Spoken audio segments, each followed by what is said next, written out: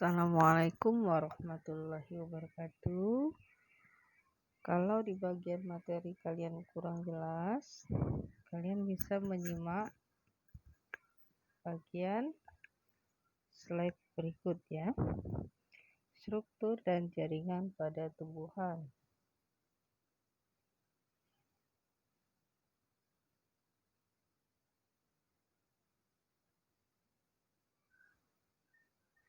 Kompetisi dasar.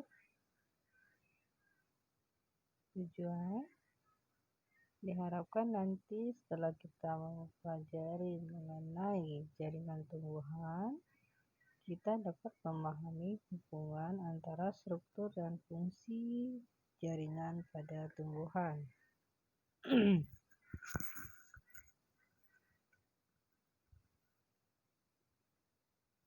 Nah, ini adalah bagian-bagian yang harus kita pahami pada bagian struktur dan fungsi jaringan tumbuhan. Jaringan tumbuhan terdiri dari bagian yang pertama itu kita sudah bahas mengenai sel ya. Ada sel tumbuhan, kemudian sel tumbuhan itu terdiri dari bagian-bagian sel. Kembali ingatkan kembali, bagian sel itu tersusun dari dinding sel, plasma sel, inti sel, plastida, vakuola, dan zat elastik. Zat elastik itu hanya sebagian ya dari organel yang menyusun sel tumbuhan, karena ada bagian-bagian organel sel. Kalian bisa buka kembali bab sel kemarin, kemudian bentuk dan ukuran sel. Sedangkan jaringan tumbuhan itu terdiri dari meristem, epidermis, jaringan parenkim, sklerenkim, kolenkim, dan jaringan pembuluh. Jaringan pembuluh itu terdiri dari xilem dan floem. Kemudian organ tumbuhan ya, terdiri dari daun, batang, akar ya. Itu hanya 3 organ utama pada tumbuhan, sedangkan bunga, buah, dan biji itu merupakan hasil modifikasi daripada daun pada tumbuhan. Kemudian yang selanjutnya ada proses fisiologi tumbuhan yang terdiri dari proses sirkulasi, proses gerak, pertumbuhan dan perkembangan, hormon, dan reproduksi. Namun yang kita bahas yang utama pada bagian ini adalah jaringan tumbuhan. Sel tumbuhan itu sudah pada bab 1 ya.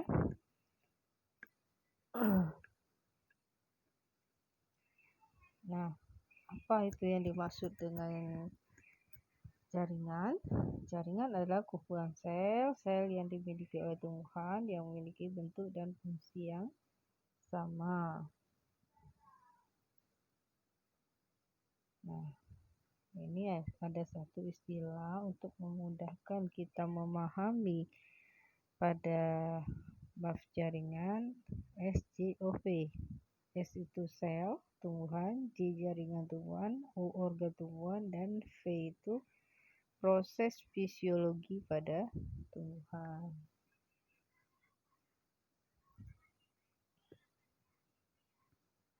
Nah, ini sel tumbuhan. Sel tumbuhan ini sudah kita bahas di bagian materi sel kemarin. Ini hanya sepintas kita mengulang saja ya, mengingatkan kembali bahwa sel tumbuhan itu berbentuk macam-macam, ada yang kubus, ada yang prima, bundar, ada yang seperti benang. Ukuran sel tumbuhan juga bermacam-macam, mulai dari yang kecil seperti sel tumbuhan uniseluler, dan yang besar pada tumbuhan multiseluler seperti sel rami yang mencapai 55 cm.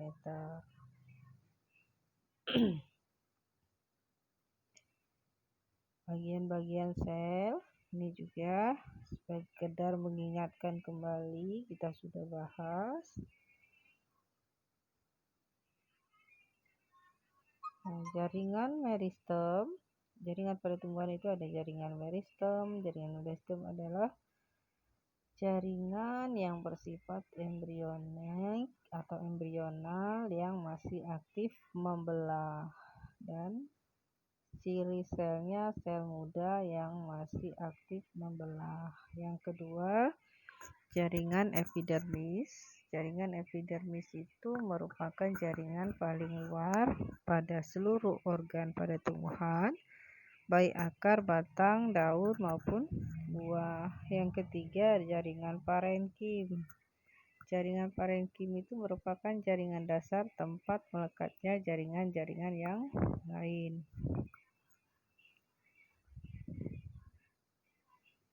Dan selanjutnya yang keempat, jaringan kolenkim. Ini merupakan jaringan penguat atau penyokong ya, yang terdapat pada batang, tulang daun, dan pinggir daun. Dan yang sklerenkim juga merupakan jaringan penguat yang lebih keras. Contohnya pada batok kenari atau batok kelapa, yaitu tersusun dari jaringan sklerenkim. Kemudian jaringan pembuluh, jaringan yang terspesialisasi untuk mengaitkan air, garam mineral, dan bahan makanan di tumbuhan berpembuluh atau vaskular. Nah, jaringan pembuluh ini ada dua, xilem dan floem.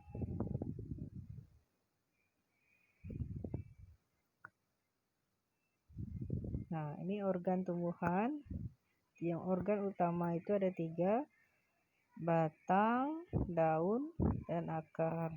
Sedangkan bunga, buah, dan biji merupakan hasil modifikasi daripada daun. Nah ya, daun, kita lihat organ yang pertama. Daun merupakan organ yang paling penting untuk proses fotosintesis ya.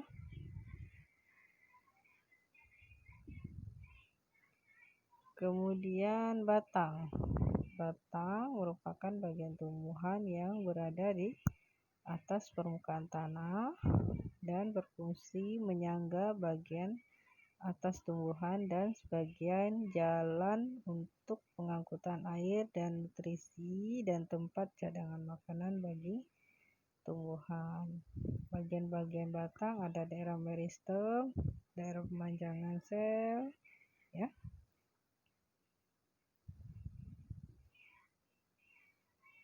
Kemudian ada akar. Akar merupakan bagian tumbuhan yang terdapat di bawah permukaan tanah.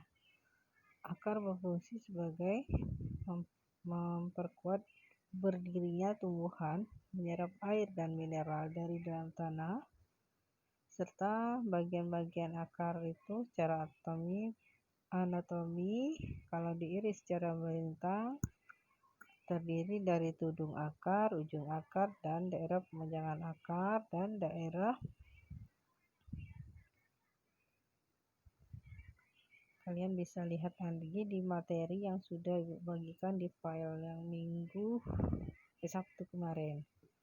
Kemudian macam-macam jaringan tadi ya. Yang pertama itu epidermis. Epidermis itu lapisan jaringan yang paling luar. Nah ya, pada epidermis itu bisa mengalami modifikasi ya.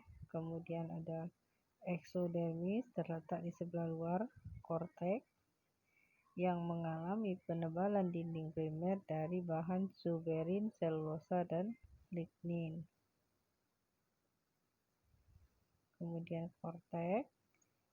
Korteks ini bagian tengah terdiri dari jaringan parenkim yang tidak mengandung kloroplast tapi hanya mengandung pati.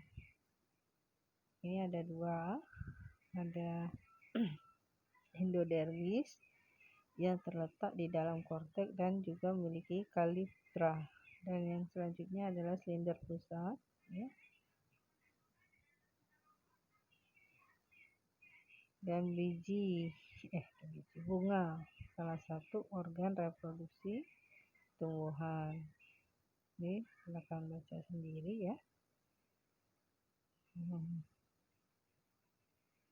Kemudian buah buah merupakan hasil penyerbukan pada bunga dan diikuti oleh pembuahan.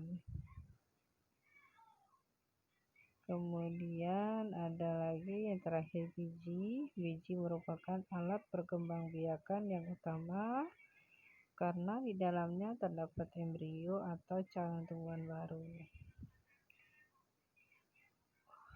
Biji terdiri dari bagian kulit biji atau spermodermis, tali pusar, dan inti biji atau isi biji. Nah, ini ada proses fisiologi pada tumbuhan. Ada proses sirkulasi, proses gerak, reproduksi, pertumbuhan dan perkembangan, serta hormon.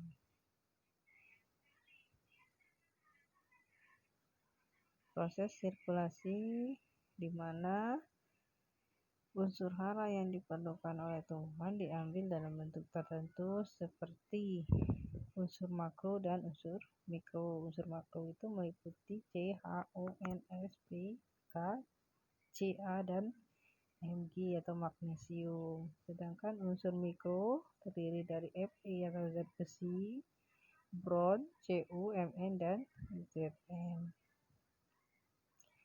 Kemudian gerak tumbuhan seperti bakteri yang dapat bergerak dari satu tempat ke tempat yang lain.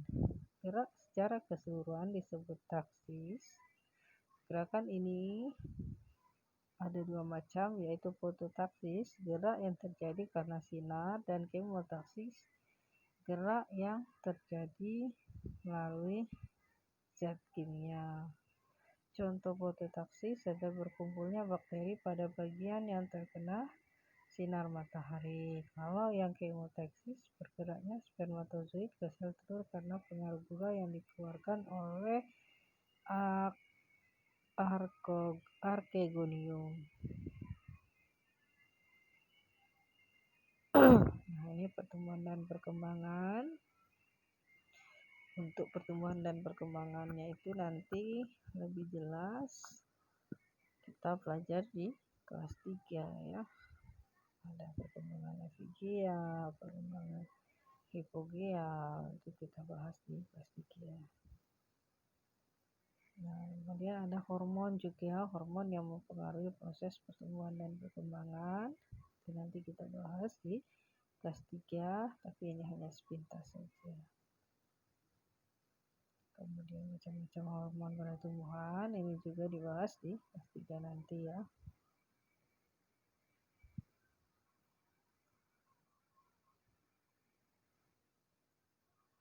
Nah, ini gambar sel tumbuhan, kalian bisa lihat ya.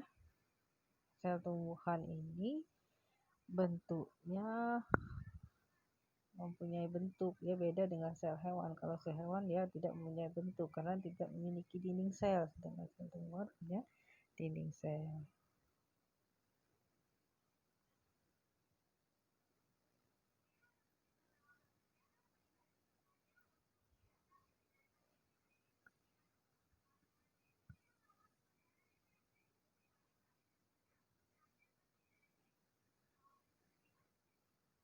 Ini organ tumbuhan.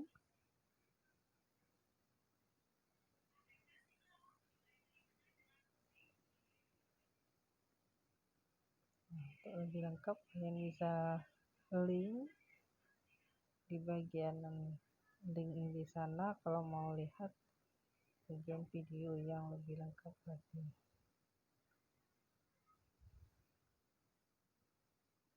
Untuk hari ini cukup dulu ya. Nah, tugasnya nanti kalian bisa kerjakan di bagian materi ya, di bagian file materi yang sudah Bu berikan Sabtu kemarin. Kalian kerjakan bagian LKPD 1 ya. Di sana Bu buatkan per kelompok, namun karena kondisi yang sekarang tidak memungkinkan untuk kita kerja kelompok, maka kalian harus kerjakan secara individu. Assalamualaikum warahmatullahi wabarakatuh.